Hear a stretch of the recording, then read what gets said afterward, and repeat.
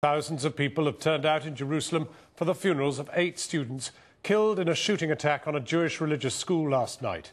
Many mourners broke down in tears as a rabbi read prayers for each of the victims.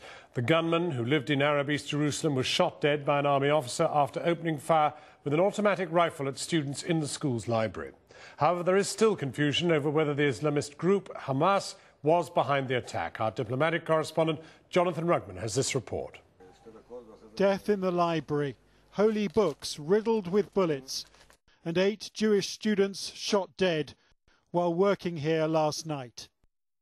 An Arab once employed by the seminary as a driver had smuggled in a kalashnikov in a cardboard box before he was himself killed by an army officer passing by.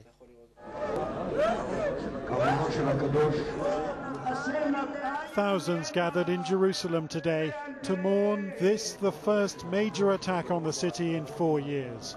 Some of the dead as young as 15 years old. Israel says peace talks with the Palestinians will continue. But amid these scenes, it's also under intense pressure to hit back.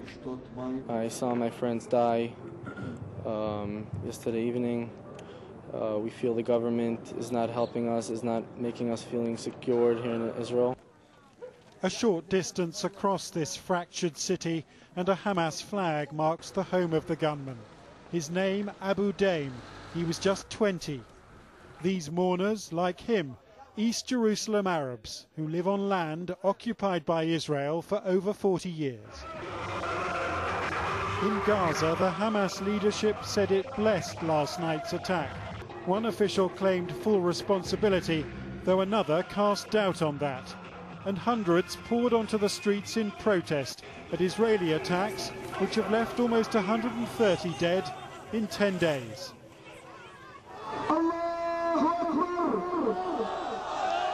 But in Gaza, they were also celebrating Jerusalem's dead. Some 7,000 in the Jabalia refugee camp marching in celebration. Many Gazans offering prayers of thanks. And similar scenes among Palestinian refugees in Lebanon last night. Lebanese media reported that an unknown group was behind the attack, possibly on behalf of Hezbollah. And with some confusion as to just who was responsible, it's unclear just where Israel will retaliate, let alone when. The government of Israel will act in the coming days to make our people safer, to act to protect our civilian population. In the West Bank, President Mahmoud Abbas condemned the attack. He'd only just agreed to resume peace talks with Israel. But the bloodshed has delayed Egypt's attempts at mediating a ceasefire between Israel and Hamas, and the Annapolis Peace Conference of 3 months ago seems like an age away. If Israel really wants to solve all these problems, Israel must look to the negotiations, look to Annapolis seriously, to resume a serious negotiations with the Palestinians.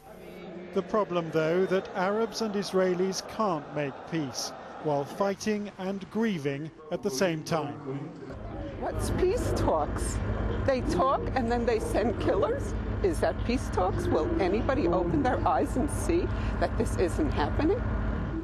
And unless Hamas and Israel agree to a ceasefire, that is the way it will stay.